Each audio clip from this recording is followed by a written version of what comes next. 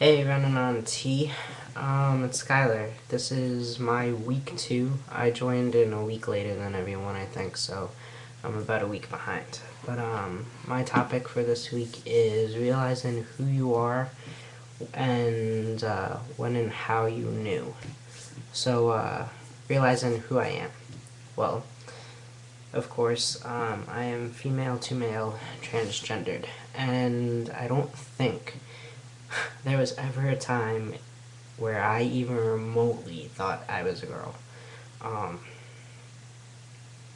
I mean, as young as I can, like as far back as I can remember from being really, really, really little, I constantly fought with my mom, with my dad, with my grandmother, with my entire family about girly crap, like, and constantly wanted to be around my older cousins who were both boys and just wanted to wrestle them, play with them, swim with them, um, get all the toys that they had.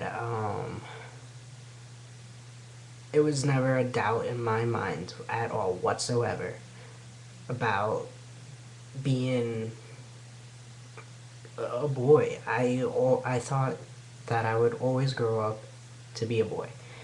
And it took me a while to even realize that I wasn't a boy and that I had to grow up to be one.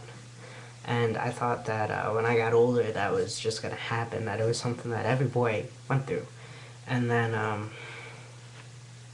think I was around age 9 when I realized that there was boys and there were girls, and that um, something was different, that I wasn't going to just grow up to be a boy. Um, and it was very, very tough to deal with that. And that was the first time that I really truly realized that I was female and that always thought I was male and that I should be male and that um, I hated basically anything girls, anything to do with girls, except for like them. um, that was another thing. At age 9, I had my first crush on a girl too, and I didn't find anything wrong with that. I mean, I didn't know any better either, so I was young and already trying to hit on girls. So, anyway, so realizing when. Let me see. All right. So that was when. Um, I always knew who I was. Never doubted my mind. And a little story to go with when I actually started coming out was when I was 12 was the first time that I told my mom. Um, when I was younger, I used to express my feelings into little characters I made. Um, and anytime that I felt threatened or sad or hurt, the characters would speak for me. It wouldn't be me. It would be the little characters I made. So, characters just being like kind of like invisible friends almost when I was young. Um, and one day I just said that my one character, I named them Horatio and Junior, and one day Horatio said to my mom he wishes that he was a bigger boy and that he felt that he was a boy. And my mom looked at me and she always just thought that Horatio and Junior were invisible friends, that they weren't actually me talking. And then I looked at her and I hadn't talked with them for years. At that point I was 12. And she asked me, "Are you Horatio and Junior, or were they your playmates?" And I told her that Horatio and Junior, that I was Horatio and Junior. And she asked, "Do you feel like you're a boy?" And right away I said yes. I said I am one. Not that I feel like one, I am one. And so when she said, well, as soon as she asked that question, she kind of just, her face kind of just went blank, and I went away. I don't know where I ran to, but then I came back and I said, Mom, what do we do? And then she said she doesn't know.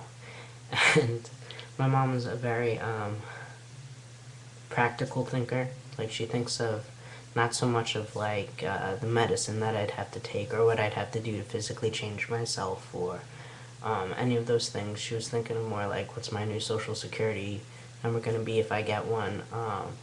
When do I change it? How do I change it? How much is the birth certificate going to cost? Like, all of the things that most people wouldn't really think about if their kid just said, I think I'm stuck in the wrong body. But that was my mom, and that's what she always said, and that's how she dealt with it. She kind of just thought of more practical things. And then after I got older, a little bit older, I was 12 when I first said that, so I think I was like in 6th or 7th grade. And then the rest of the grades up until high school, I told my mom that I didn't know what I was talking about. Even though I knew I did, I just saw that it wasn't going to get anywhere, and I thought it was because she thought I was too young. So I just said that I was gay, and it was much easier on my family, and it was much easier to explain to peers that you're gay rather than female and you feel male. And it was less of a struggle in school. And so that's what I stuck to. And then just this past year, I told my mom again in a letter I wrote to her. It was very long. I wrote one to my extended family, my cousins, my aunt, my uncle. I explained to my grandmother, and I told them all the same things, that I would like to be referred to as Skyleeerrr now, as him, he, male pronouns, and that I will start going through a medical process of transitioning. So that was just this past year was really when not only did I start my transition, but even when I really truly came out to everyone else. I mean, I knew who I was. I always knew who I was.